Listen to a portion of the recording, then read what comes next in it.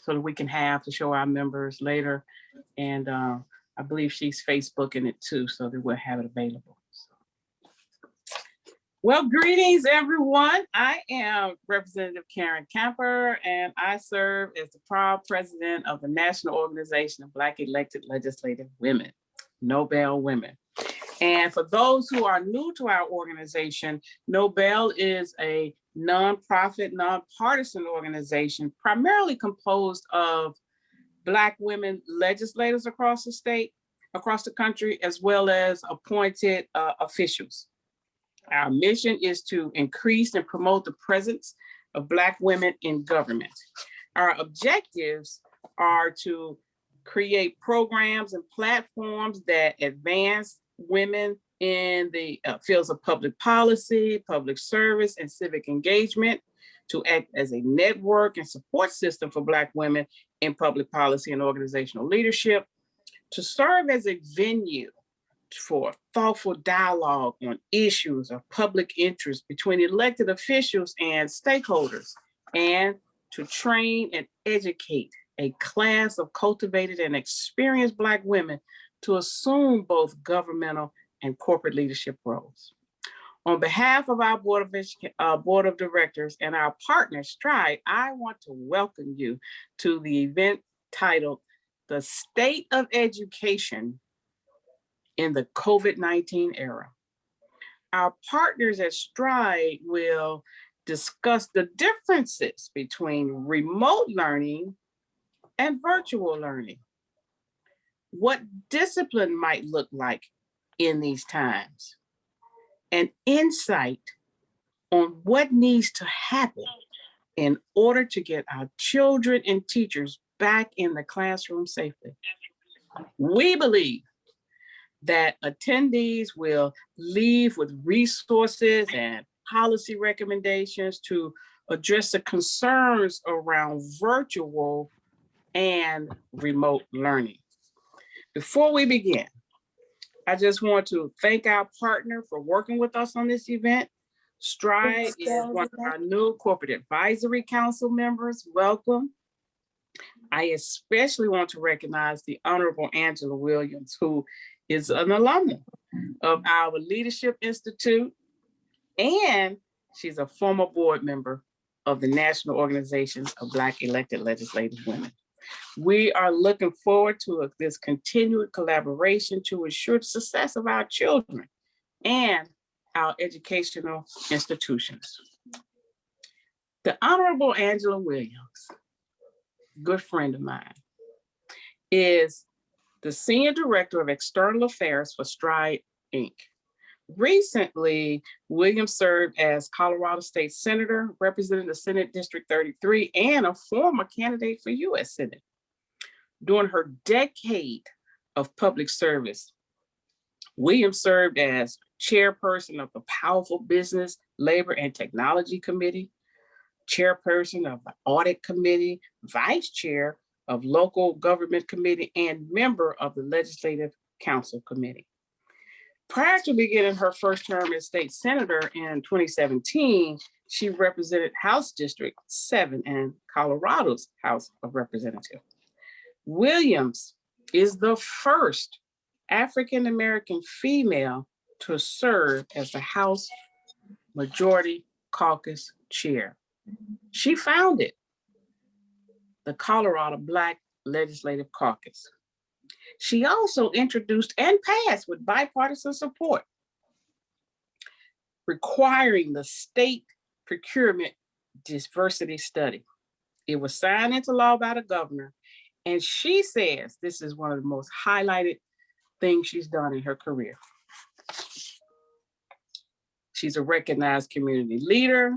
She served on several boards. I will not go into all of them, but she's done an outstanding job as a person advocating for the organization she worked for. And she also founded 3 nonprofits. One, she founded the Chamber Connect Leadership Development Program, the Legislative Black Caucus, and the Colorado Power Black Women Summit. Ladies and gentlemen, the Honorable Angela Williams will take it from here. Over to you, Angela. Well, thank you, President Camper, for that wonderful introduction. It is our pleasure and a joy to be able to step out of public service and continue our relationship on our commitments and all of the issues that we as Black women elected officials have worked on over the years. And so it's an honor to be here with you today. It's an honor to see so many of our colleagues on the call today and reconnect. And we're very excited about the partnership with Nobel Women and what we can continue to accomplish. So without further ado, I would like us to begin, and I'd like to introduce our President of Academic Policy and External Affairs for STRIDE, Mr. Kevin Chavez. Kevin is the founder of Democrats for Education Reform, and he's a founding board member of the American Federation for Children. He has been instrumental in advancing charter schools. He has been around the country and is a strong champion for education choice programs. And so without further ado, someone that I'm just really proud to be working with as we forward our commitment to education for children across America, Mr. Kevin Chavez.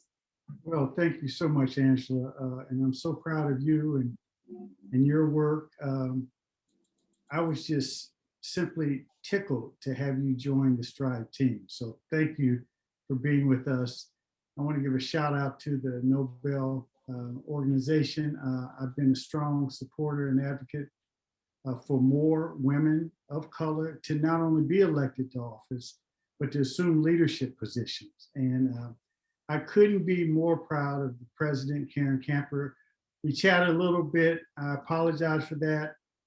I try to keep it real. I just love me some Karen Camper. So I mean, I have to say that because I spent a lot of time with her in Tennessee, and her mentor, one of my mentors, Miss Lois. Oh my goodness, I'm gonna get emotional thinking about her. So Karen, good to see you. We have a slide presentation. If you will, I would like to chat a little bit about who we are, and then turn it back over to Angela and Nyoka. If you look at the slide presentation, it talks about an introduction to SLIDE. And I think the main thing you should know about who we are, if you go to that first page, is that we are a learning company. More significantly, we are a lifelong learning company. Most people know us or by our former name, K-12, and we, as K-12 is the largest virtual education provider in the country. And when President Camper talked about distinguishing remote learning, or what we like to call emergency remote learning, from virtual learning administered by people who know what they're doing, it matters. One takeaway, I think, as you talk with your school district's leadership and superintendents, is all great teachers in a brick and mortar classroom setting can be great teachers in a virtual classroom setting, but they must be trained. They must know how to use the technology. They must know how to use what we call the class connect sessions, where you can group kids in various boxes and windows based on their proficiency levels, and you can figure out how to engage students through some of the tools, some of the exciting tools like virtual reality and artificial intelligence. And in fairness to many school districts, in the districts that you represent, you all didn't have that benefit. There are very few school districts that have been versed in this modality, and to try to learn it in an emergency way just doesn't work. So the first thing I will say is that over the years, we have developed an expertise in knowing how to teach online, developing an efficacy around that. And you'll hear more about that from another one of the rock stars, Nyoka McCoy. If you can go to the next slide. This is our mission here. And then if you can go to the next one. I want to make sure that you know who STRIDE is. they say a picture is worth 1,000 words.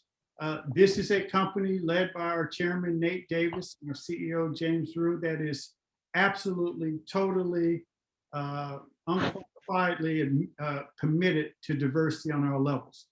These are the people that run the company, and you can see that it's unlike most major companies in the country. And that's why we have this slide, because our commitment to diversity is really the centerpiece of who we are and what we do. If you go to the next slide, real quickly, this evolution of K-12 to Stride started 20 years ago when the company was a curriculum company that built a state-of-the-art curriculum tailored toward homeschool parents.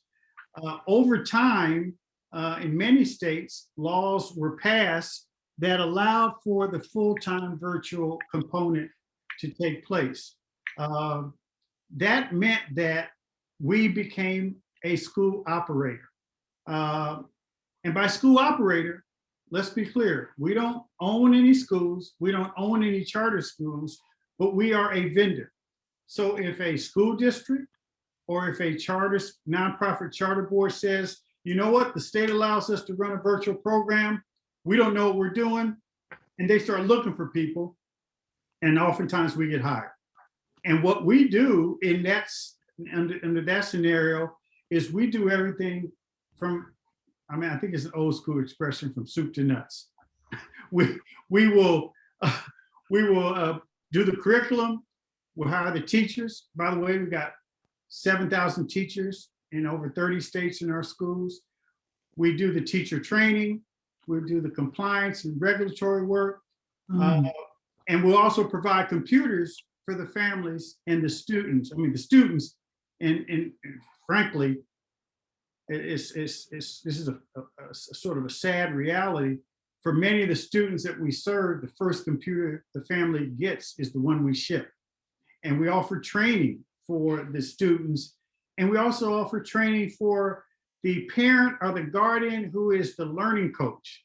Now, the learning coach who is home with the child or the student is not the teacher. But again, this is a big difference between emergency remote learning and online learning administered by people who know what they're doing, because our teachers are trained to help provide guidance to the parent or the learning coach to be that support for the child. Over time, as we were school operators, working with both nonprofit charter boards under contract and with school districts under contract, we also developed what we called our learning solutions business. Now, this is an interesting business because of the 13,000 school districts in America, we have relationships with over 1,000 of them. We added 150 school districts to our portfolio of schools last summer as a result of COVID. So what does it mean to be a provider with school districts that don't have a fully online program? Well, think of a la carte offerings. A school district may come to us, a rural school district or an urban school district that has had budget cuts, and say, you know what, Stride, you know, we don't have enough resources in the budget to offer an AP English course or an AP math course. Can you provide us, you know, we create a contract and you provide an online teacher, you provide the curriculum, you provide the training, and we'll get 20 students in a classroom, and can you have your teacher teach that class? And that's what we do. Or they may say, you know what, we've got some teachers that want to learn how to operate online. Can you train them? And that's what we do. Or they may say, we've got curriculum that needs to be adapted to an online setting, because all we have are these old textbooks. We'll do that. So the learning solutions business, which again, relationships with over 1,000 school districts, is really geared toward helping school districts, many of whom reach out to us, become better adaptable at working online. Over time, and this is really the last 4 to 5 years, we had those two main business lines going, actually three: curriculum provider, running full-time schools, and then the a la carte offerings where we met school districts' needs where they needed to be met. We realized that there was a huge void in terms of school to career. And as part of our way to frankly break up that school to prison pipeline, we saw a need to help with better career learning. And that career learning thrust has really taken off. We introduced various pathways to kids in our career learning destination academies in middle school. And some of the primary pathways are in healthcare, IT, business, and even agriculture. And by introducing these kids to pathways that may work, once they get introduced, we notice it helps with engagement. It helps them keep them stimulated, excited about learning. And if they keep going, the goal is to get them a certification before they graduate and a work experience in the summer with a local employer. And then they can go on into a career or go to college to further education. We feel this is the future, one of the big points of the future for education. And when I spoke with the President Biden's education transition team, they acknowledged this. In fact, one of the goals of the administration you probably won't hear about because everyone's focused on some of the more challenging, high-profile challenges of the day, is that they want to see better synergies between the Department of Labor and Workforce Development and Department of Education so that there's a seamless flow from school to career. And that's why we like to call ourselves a lifelong learning company, because we recognize that education just doesn't stop K through 12. Indeed, that's why we now are doing more in adult learning. We bought a company called Galvanize. They offer the best STEM boot camp program in the country. So what do I mean by that? That means if you apply to a Galvanized program to learn about how to operate a computer or in science technology, something in science technology, energy field, and that program's 3 months and you graduate, you're guaranteed to get a job well into 6 figures. We brought a similar company called Tech Elevator that offers the same type of skill training, takes a little longer, and the qualifications aren't as steep. We have worked with Department of Defense to allow veterans who are coming back from overseas to get into the Galvanized program. DOD loves the program, and now we've got hundreds of veterans who are enrolling. This idea of providing support from and invigorating this notion of lifelong learning, we feel, again, is part of our future. If you can go to the next slide. I talked about where we are in some of our programs. Could you go to the next one? I really want to focus a couple minutes on the kids we serve. Many of you know in the school districts that you represent that there is a serious challenge with many of our students, and there's a learning gap. There's an education equity gap. There's an achievement gap. And in many of the schools that we have, I tell people, like one of the commercials we ran, that virtual learning is not for everybody, but it is for anybody. And many of the kids that come to us because they just can't thrive in a brick and mortar setting. And this is not a knock on traditional schools. In fact, we get many school superintendents from urban and rural America say, K-12 Stride, can you help this child? Because they've got, social emotional challenges, they're bullied. 40% of our calls are from parents whose families are desperate because they're bullied. And I don't know about you all, but now that I do this work and I see examples of bullying now, it ain't like the examples of bullying when I was in school. Now I know I'm a graybeard, but this idea of cyber bullying, these young people take it to the next level.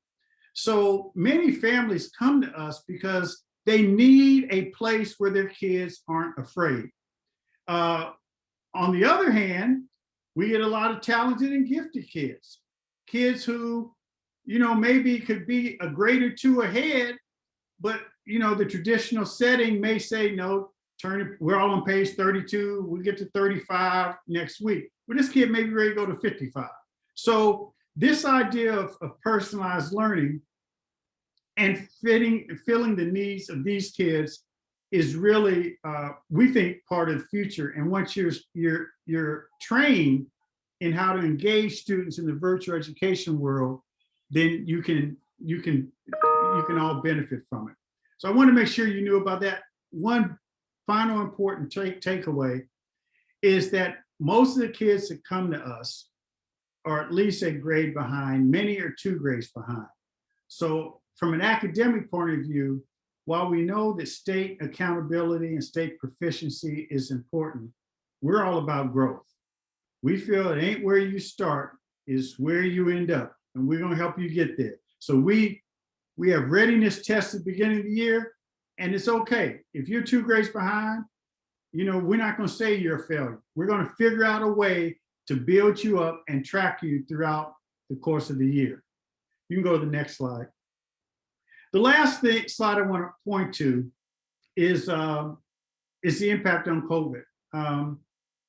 As you might imagine, since we're the nation's leader in administering quality-based virtual learning and teaching, our phones rang off the hook. But our first response was to initially make sure that we're a resource. Remember, we've got relationships with over 1,000 school districts. So, and Nyoka's going to talk about this. We offered free training and webinars for teachers, administrators, parents, and students. How do you get used to this online thing? Because for school districts, and y'all probably come from some of them that had this experience, it was a good, bad, and ugly. And again, I'm not being pejorative. Some school districts weren't ready, some were ready, and some adjusted. But we got inundated with calls from school districts like, how do we do this? And it really came down, for those who were, a little academic nerdy, 3 areas where we offered help.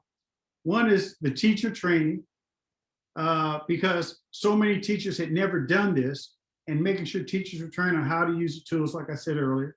I talked about adaptive curriculum, but the other area is platform support.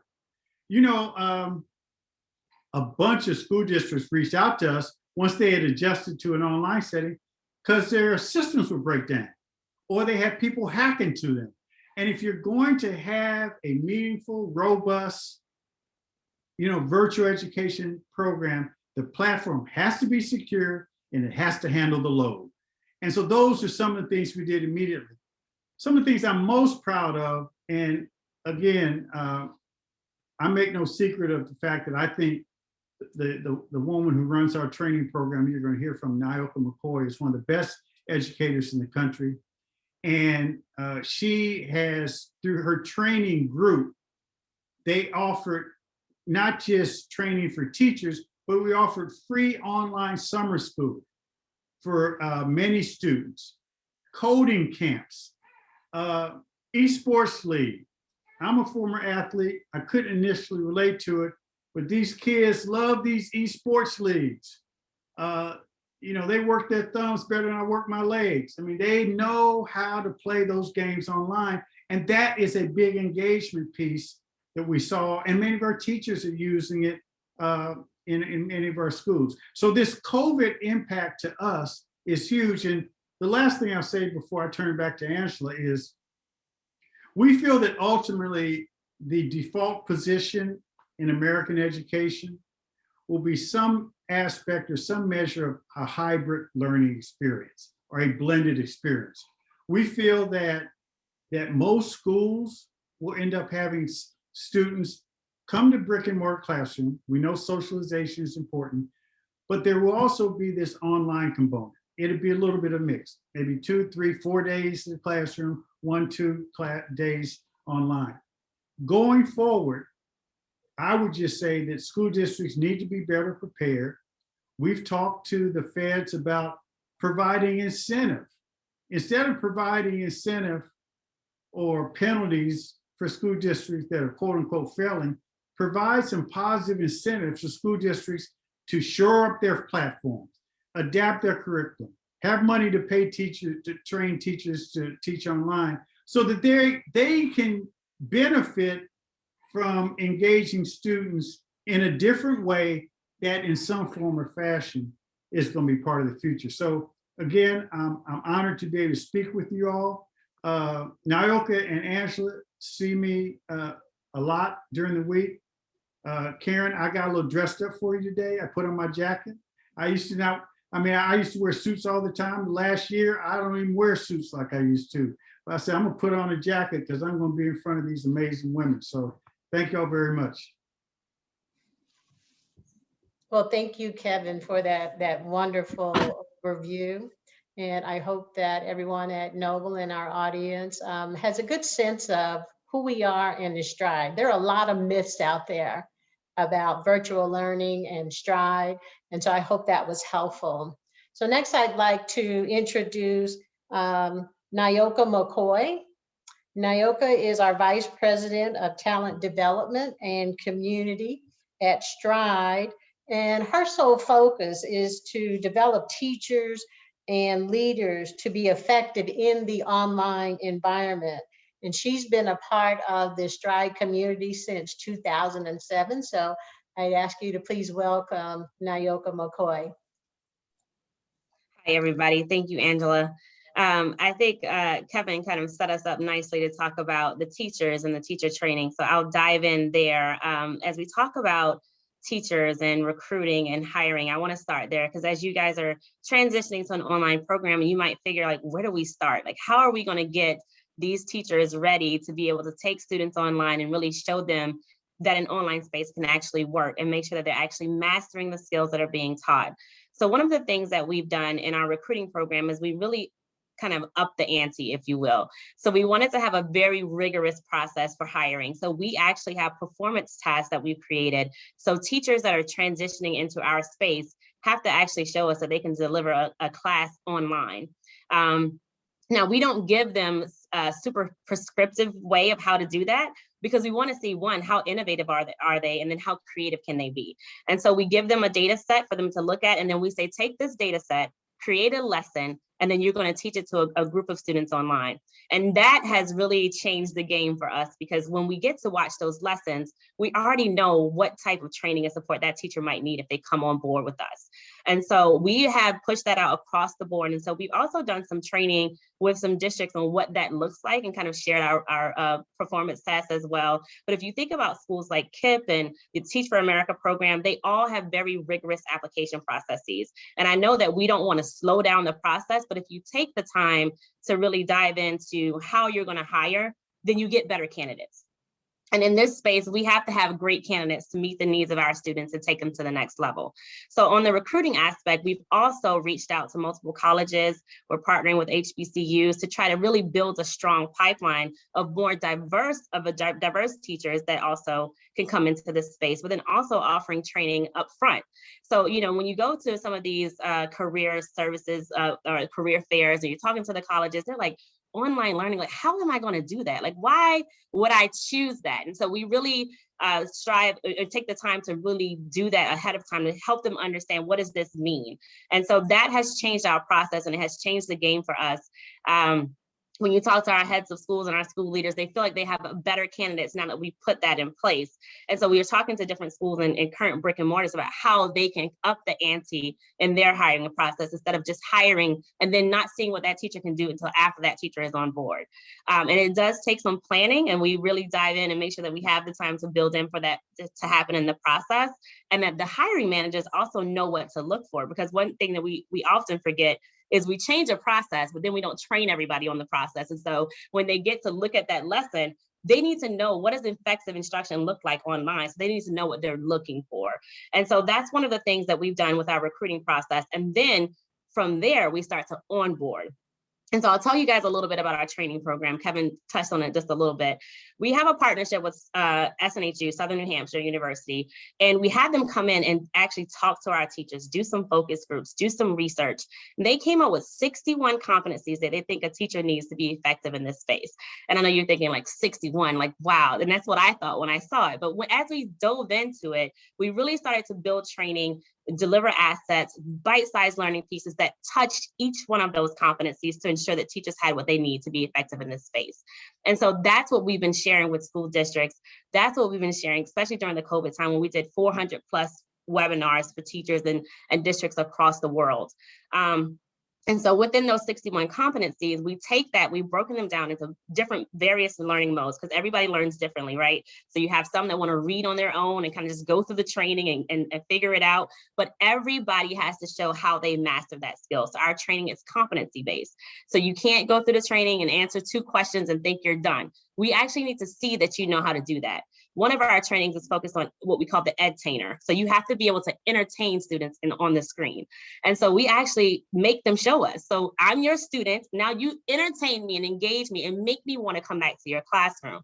And so those are things that we really try to help the teachers understand, that making this shift, all of your students, when they come in brick and mortar, they're sitting right there.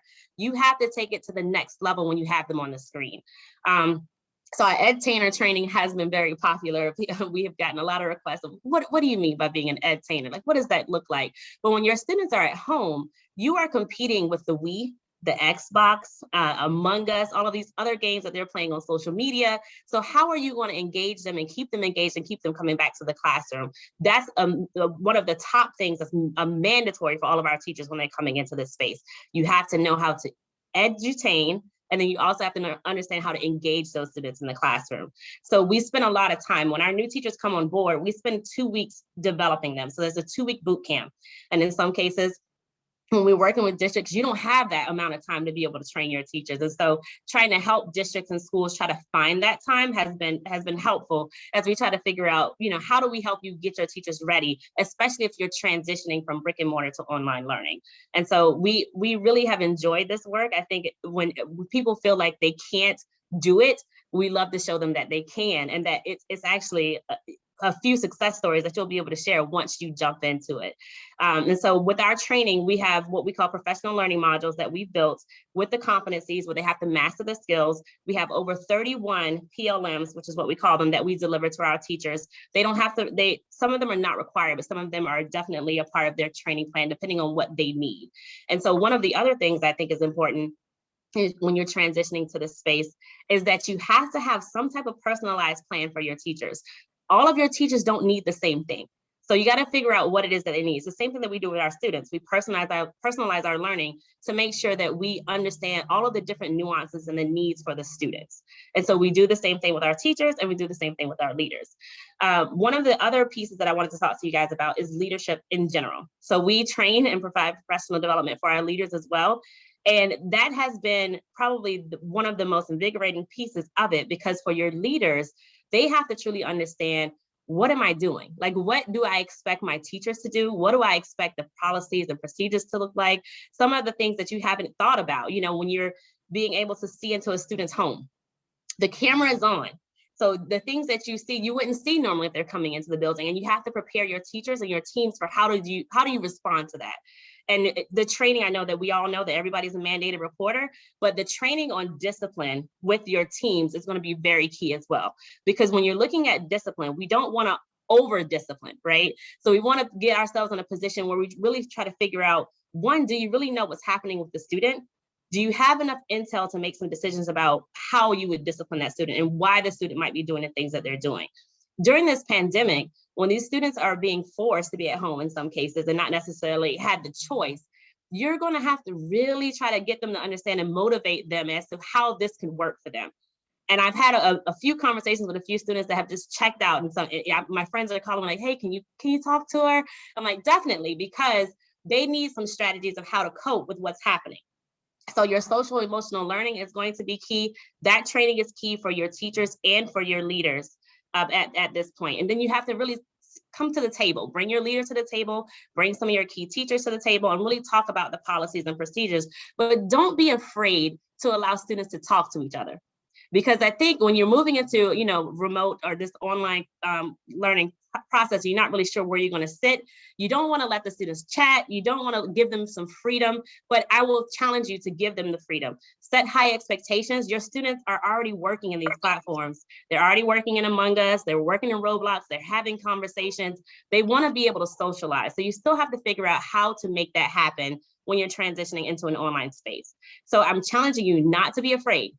I know that as a school leader, we think, I don't want to turn this chat on. I don't want to allow them to go into a breakout room and work on their own, but the students will rise to your expectations. Keep your expectations high. Make sure they understand exactly what you expect of them and how you expect them to react to certain things. You have to train your students just like we train our teachers, just like we train our leaders, and your parents too, because now your parents are at home working with their students, and this is a new space for them. So you have to be a voice and a listening ear for them as well. So I want to make sure that you guys understand that piece. It goes across the board, from the student, teachers, parents, everybody is a part of this package. And so we train our teachers and teams to make sure that they are ready to actually hit the ground running, building those relationships, and then of course, edutaining in the classroom. The last thing I'll talk about is our COVID response. Kevin touched on that a little bit as well. We, when it first hit, we were like, how can we support? Because like Kevin said, our phones are ringing off the hook, the email was blowing up. So we set out to just do live webinars that we casted on Facebook, we did Instagram, we were everywhere giving out free information of how to get these students in the classroom, how to engage them, how to get them through the end of the year, and just how to survive COVID. Like, you know, it was a pandemic. Teachers were struggling, parents were struggling, and it was a very tense time. And so we delivered 400 plus free webinars that we still have in the bank that we're sharing with school districts and teachers across the world that we don't mind sharing. So if you need help, if you have questions, you're not sure how to do that, feel free to reach out. We have an open door. We're trying to help and make sure that teachers and leaders are prepped and ready to go. And at the foremost, at the front of this is the student, right? So we want to make sure that our students are taken care of, no matter where they live, no matter where they are, no matter if they're sitting in a brick and mortar school, they're all our students. So if you need help, you're trying to figure out how this online thing can work. I've been in this game since 2007 and I'm still here. So I have a plethora of strategies and skills that can help you as you make this move. And so I think that's pretty much it on the COVID response. So I just want to leave you guys with that and let you guys know we're here for you. You're not out there alone. Thank you, Angela. Thank you, Nyoka. I know that was very informational to all of our participants and our legislators that are participating with us today, because Rep. Kemper and I have talked about some of the challenges that they're hearing from their constituents.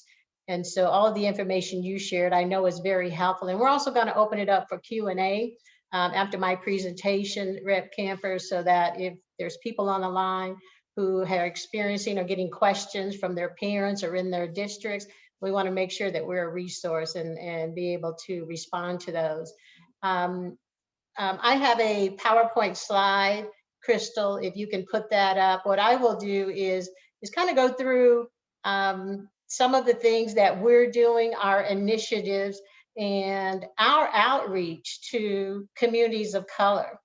And that's one of the reasons I joined Stride, because of their diversity and inclusion initiatives.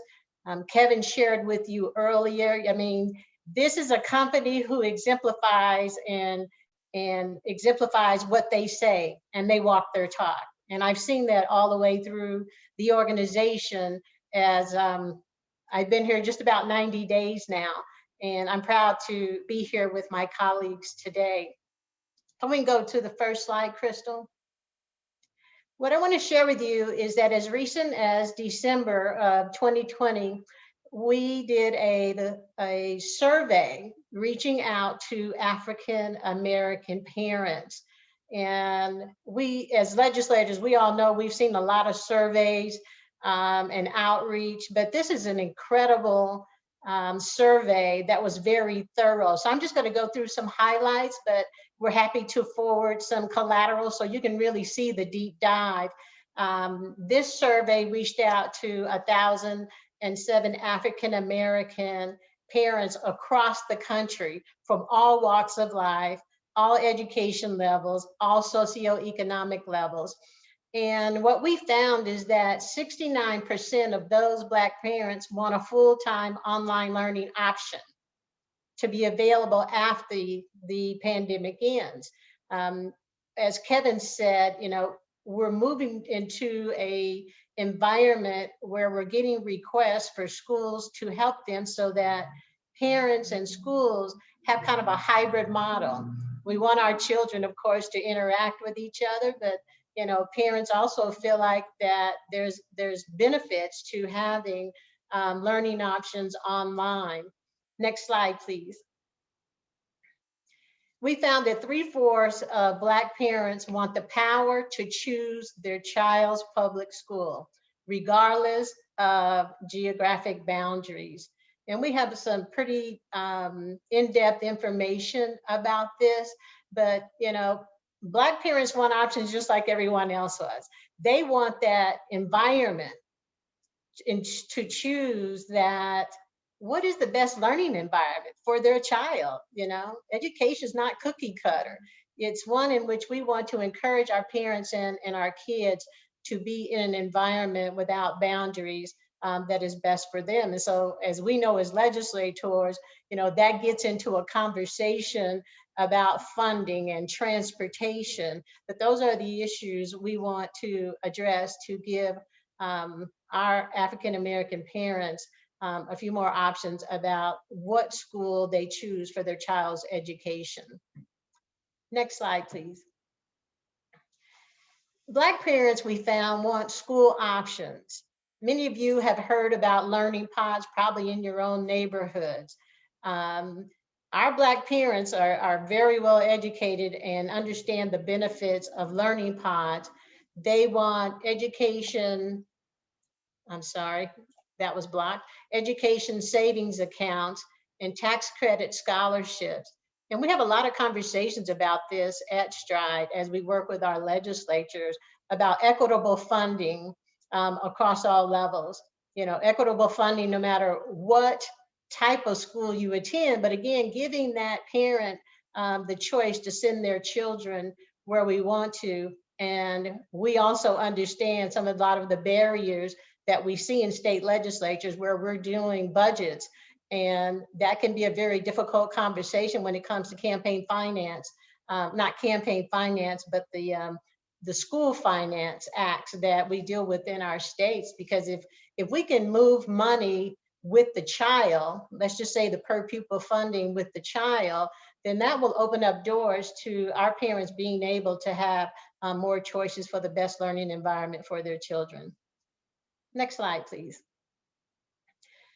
So on February the 3rd, under Kevin's leadership, we hosted our National Forum on Education Equity. And it was hosted by Stride.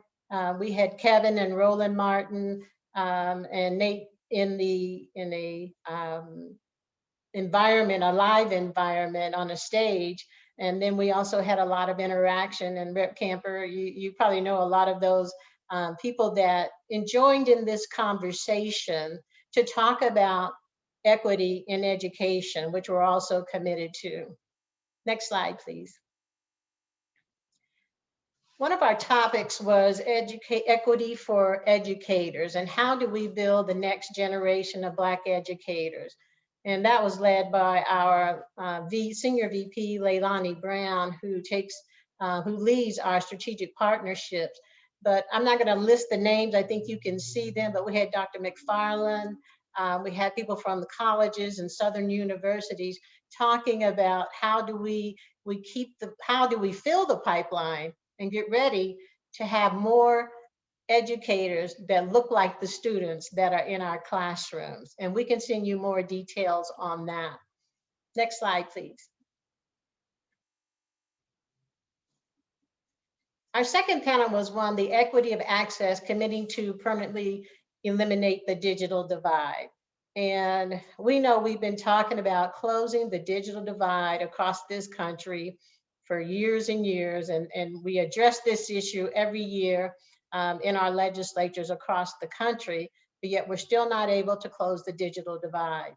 And now that we are in an environment of online and virtual learning, it's even more so important for communities of color, for rural counties across the country. And so we had a great panel with the chairman of AT&T, William Kennard. We had one of our specialists from Colorado participate. But as you're in your legislatures, when this comes to your forefront, please do everything you can and represent those who don't have access, because this is also important to how our children will be learning in an environment. And we talked about that. This is just not about having broadband capacity, but it goes beyond technology, and it actually goes to equipment. You know, there's so many children who don't have a laptop or an iPad or all the tools that they need to learn virtually. Next slide, please. Our panel 3 was equity of opportunity and empowering Black families with education options and choice. And I think Kevin really spoke to this, and we've all spoken to this, about how do we include and make sure Black families and families of color, first of all, have access, and they understand that they do have options for their children. Next slide, please. Finding common ground, setting aside political difference in the pursuit of racial education and racial equity. This is a panel that was involved Kevin and former State Senator Anita Flores, and many of you know former Delegate Misha Poor, who was able to participate. But we talked about, you know, what are the divides and how do we bring us together in education and racial equity. And we all know that education is not Democrat, it's not Republican, it's not independent. It's about delivering a quality education to our children so they'll be successful in the future. And as I said, we'll send more information, detailed information. We have some slides and we have videos on our website, and we'll be sending that collateral so you can distribute, Rep. Camper, to the members of Nobel Women. Next slide, please. I don't want to spend a lot of time on this because Kevin, he reviewed this quite a bit, what are powered online schools and how they differ from the remote learning. Well, the biggest thing here is that our kids didn't miss a beat when COVID came upon us. And our brick and mortar schools, it just threw them into a tizzy, right? It's just like, oh, wow, here it is. Here's your computer, get an internet line and go sign up and teach for your kids. And Nyoka knows that there's more involved in that. And so we want to be a partner is what we want to be. And you'll hear a lot about rhetoric. We all know what rhetoric is out there, is about that, you know, online schools are not the way to teach. You know, we're the big bad wolf when it comes to brick and mortars, but we're not. And Nyoka talked about this quite a bit, is how we want to be a resource for brick and mortar schools and the difference between technology, what we're doing in our K-12 powered schools, and online schools. And we can send additional information about this also. Next slide, please. So before I do our call to action, and I know Rep. Camper, that's what you like, so I'm going to deliver you a call to action. I want to share with you about the external affairs position that I am in, and this is a prime example of the outreach that we want to be doing. And so in the public affairs and external affairs role, I was brought on to extend our outreach. We've been doing an incredible job at this, and I want to recognize Jeff Kwiatkowski, who has been leading our Communities of Color initiative up until this point. And so as we look to our outreach, you know, we want to outreach to more legislators in our country, across the country and the states that we're in. We're going to be doing more outreach to communities of color, to parents, because we believe that that's where we have to start first. We have to empower and educate our parents and make sure that they have access. The other portion of that is just outreach to communities of color, whether that is, as Nyoka said, that's students, that's keeping the pipeline full. whether that be parents, different advocacy organizations, so that we are all working together as we look at how we're delivering education and closing the equity gap for the children in our country. And as a part of the Communities of Color initiative, what we'll be doing, like I said, this is a prime example of that. And one of the many things we'll be doing to reach out to legislators and parents and advocates. And we're also going to expand this to the communities of color from the Latino community, from Native American, Indians, and Asian Americans. I know all of you know that we are stronger together, and we can help get the word out about what we're doing, and we can empower communities of color in a broader fashion. Many of you serve districts that are very diverse, and we think this is very important to do our outreach in communities of color as we move forward.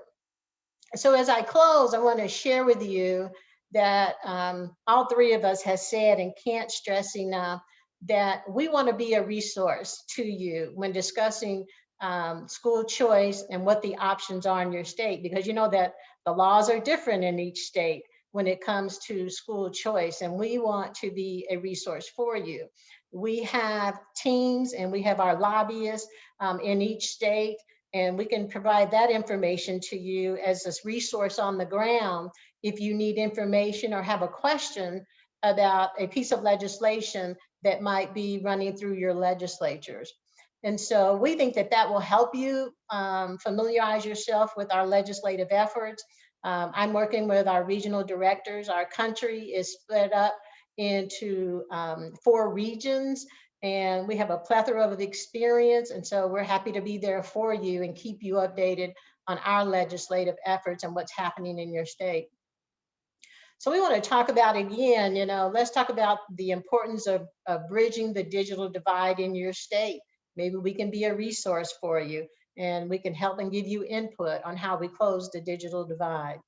And so lastly, I'd ask you to connect with the K-12 powered schools in your state. We have a list. We can send that out also, so you know where these K-12 powered schools are and what they're doing at the local level. And so I want to close and say thank you to Rep. Camper and Kevin and Nyoka, and for Jeff for being on the call. And again, I can't express enough our gratitude to be able to partner with Nobel Women. I'll also share with you that we have a partnership with the National Black Caucus of state legislatures, and I'm open to ideas, Karen, of other organizations that we should be reaching out to, and how do we educate? I believe in educating and communicating, and you know how important that is, particularly in our communities of color. So without further ado, I will close, and Rep. Camper, if you would like to facilitate any questions, we will open it up for Q&A.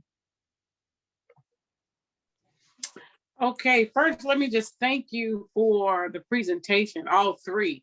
The introduction into who Stride is. I mean, I know there's been, over the years, I really appreciate the stair-step approach, showing how you evolve from one place to another and keeping current with times and trying to stay relevant as time have changed. So I really appreciated that background and an understanding, and learning more about, the support that Nyoka talked about to teachers. And, like you said, it's a misunderstanding about what it is the organization do and how you can be of support. And I really love edutainment. Now, the first time I heard that term was in 2004, when I used to have an entertainment company. And one of my artists used to always talk about the entertainment of the kids, So it is, I was glad to hear that term. I look forward to this relationship, because knowledge is power. And the more you learn, the more you know, the better you can do, and better you can adapt to the changing world that we found ourselves in. So I look forward to the continued relationship. I appreciate that you're with NBCSL. I do have another organization I think that would be just as beneficial to you all to participate with, and we could talk offline about that. Chris, do we have any questions from the audience on Facebook or any of our members that are logged on at this point? Okay. So, whoops. One question is,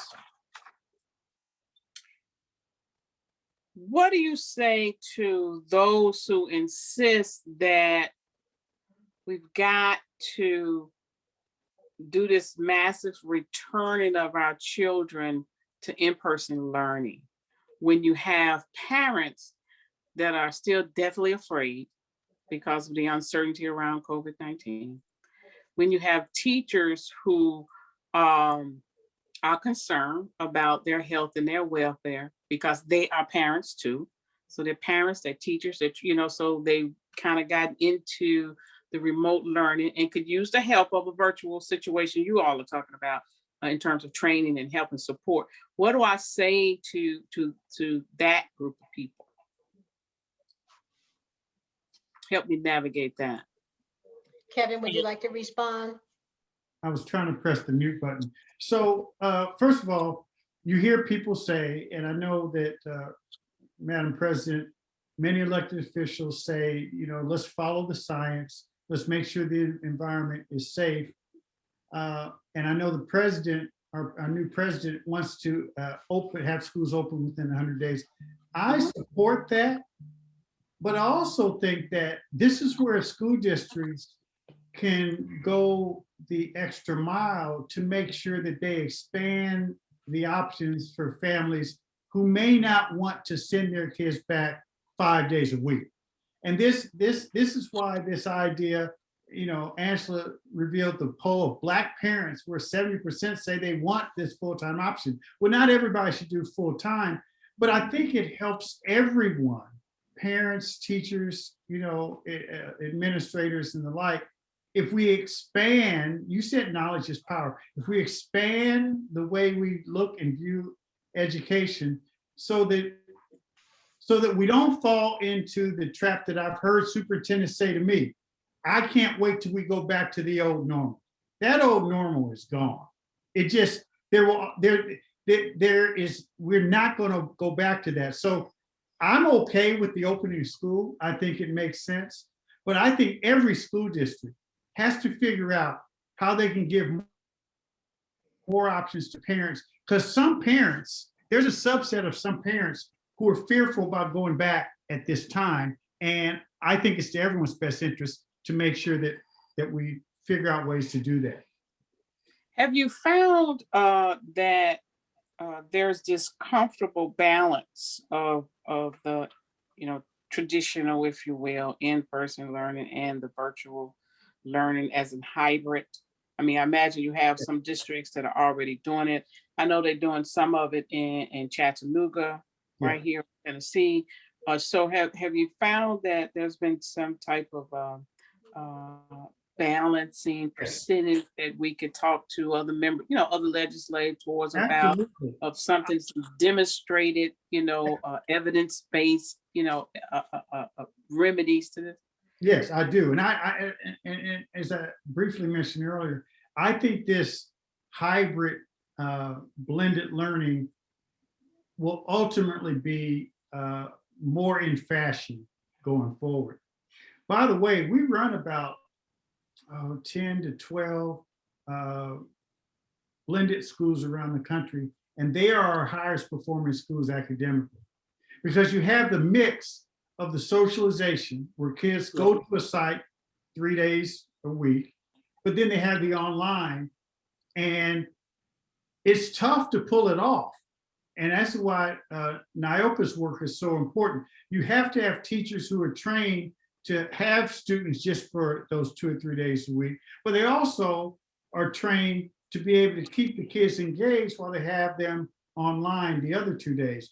And I do think that's a balance. I think that's where many school districts are going to land. But I don't think they're going to get there by saying we'll put that in next year's budget. I think school districts need to start planning and thinking about it now, because it does take a while for your employee base to get used to it. Do you believe that at the national level now, with what the president and his administration is proposing, and your conversation with him and his team proposing in this new round of funding that's coming, that there's some talk in there about funding to the LEAs? Is there a conversation around this hybrid world in an incentive way, not in a punitive way, but in an incentivized way to move people in that direction? Or That's why I like you, Madam President. You get to the get. See, that's why I just love the fact that you get to the point. Yes, and I think more people are pushing the administration this way. See, this is what I think. And I've had conversations with, direct conversations with House Education Chair Bobby Scott and his staff about this. So I think that we should look at this as infrastructure preparedness. After 9/11, the federal government said that we need to have an infrastructure preparedness plan in place to be able to survive in the wake of another attack on 9/11, another hurricane, another shooting, another disaster, pandemic. So they said that, like water and sewer systems have to work. The internet needs to work. Well, what I talked with Chairman Scott about was we also need to make sure that schools are prepared, like as opposed to the way it was last year, in the wake of a national disaster, so that the infrastructure and readiness can allow them to teach kids in a setting other than the brick and mortar classroom. So I suggested, and I know there are others on the Hill from union leaders and others who believe this, that we should incentivize school districts, give them federal money as long as they can check the box and say that, we have shored up on teacher training. We have secured our platforms, and we do have some ability to provide virtual learning in a safe way that benefits kids. So yes, I think you're right, Karen. There's a balance. There's also a role the federal government played that's not punitive. Frankly, I think school districts and education are tired of the punitive approach of feds. We're gonna give you this money, but you did this. Did y'all check them boxes? Why don't we just say, by the way, we know you weren't ready last time. We're gonna make sure if there's a national disaster, you're ready. So we're gonna give you money. All you gotta do is show us that you trained some people, that you secured your platforms, that you took some textbooks and made them available online. And I think you're absolutely right. I think people on the Hill are talking about it. And for many of our urban school districts, it's a huge shot in the arm if we can get that in place. Thank you for that. I appreciate that feedback, and to know that Bobby Scott, or Congressman Scott, excuse me, yes, and others are talking about this. This is very encouraging. I do have a question in the chat. Okay. Oops, another question. Where did that go? All right. It says, hybrid learning is being done in municipal schools in Tennessee. What do parents say to students if they want in person, but the child is concerned about the virus, wants hybrid? So you have this, the parent wants something, the kid wants the other thing, and now you have a family situation. How, I know, Nyoka, you work with parents a lot in engagement and teachers and stuff. What can we offer to them to help them usher through this? Because, the families have been, impacted so much with COVID-19 and this isolation world we've been in, and just this distance from our socialization, and it's just a lot going on. We did a whole series on the impact of mental health and how that's happening. So what would you offer to this teacher who's asking that question? Or parent, really, teacher parent, if you will. I was thinking that same thing. It's more about the mental health. One, I would say listen to the child and really try to figure out where is this anxiety coming from. I know it's about the virus, but is there anything else that contributes to that as well? And then if the case is that is an absolute no, like I just can't, I'm working, I can't have you at home, I don't have anybody to help support your learning while you're at home, then the conversation needs to shift to then what is the school doing to ensure that my child is safe and making sure the child feels safe and having that conversation. So it's really a two-way street. You have to make sure, one, that the child understands what the school is doing to make sure that there's safety at the school, you know, the social distancing, all of those pieces, and whether or not they're doing a hybrid model that would then help the student understand you're not there all day or you're not there all 5 days, but then helping them understand they have that support, but then also trying to really figure out what's up with the child. Like, why is there anything that you can do to help the child come along? Because again, the anxiety can take them to another level that then you have a different issue that you have to deal with. And we all know about trauma. We know about how that impacts how our students perform. And so I think just opening up that communication and really try to understand all of those different pieces before you make a solid decision. Thank you. Thank you for that. Are we at nearing our end? Oh gosh, I guess we're over. This was wonderful. This was great. I really appreciate, the information you've given. I'm sorry that Mr. Chavis had to leave. I know how busy he is right now, and just all of the commitments he have to make sure that people are getting all the stuff they need in this world. So if you want to make some closing remarks, Angela or Nayoka, you can make those now. And I appreciate everybody on Facebook listening in, but I'll talk about that later. Go ahead, Ms. Williams. All right. President Camper, we want to say thank you again for this meaningful conversation. And I want to say thank you, Nayoka. And I actually couldn't have made this happen without Robbie Champion, who's on the call, and the partnership. And Crystal, thank you to you for, help bringing this together, because this is a model of what we like to accomplish across the country.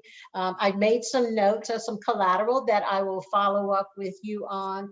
The ed equity links that we have, you can feel free to use those with members. I'm going to send you a list of schools by state so that you can distribute that to members. And we have the PSO survey. I think that the members of Nobel Women will find that extremely, extremely helpful. And we want to be a resource to you. I can't say that enough. You know where to find me and how to find me. I want to support you, and I look forward to supporting Noble Women as we work together on these initiatives and delivering, education choice and quality education, and closing the equity gap for our students across the country. So thank you so much. You are more than welcome. Let me just say to the people that are on the call and those who have tuned in, I really appreciate this conversation with Stride. They've been doing this for a long time. They understand it. They have expertise, and sometimes it's a tough conversation to have. But I believe that this pandemic has pushed us to have these very hard conversations, because in this pandemic, from almost everything we have encountered in life, we have seen that there has been a disparity, there has been inequities, and we have to work toward changing those, moving past those, and start to really think about what is it we can do to get equity in education and health and business and jobs, and just across the board. If the COVID-19 have not shown us one thing, it has shown us that. So what do we do with this moment that we have right before us? Will we take this moment, learn from what has happened, and use those as stepping stones to make change? And that's what I feel this conversation is helping us begin to do. And I look forward to trying to move this country forward in this direction. And anything that I can do, Nobel can do, working with Strive, we're here. So let's keep the conversation going, and let's keep, giving each other this call to action that we've done here today. Thank you, everybody, for tuning in. I really appreciate it. This has been a powerful conversation. And like I said at the beginning, knowledge is power. but what do we do with the knowledge once we have it? Thank you and have a great day. Thank you, Bye-bye. President Camper.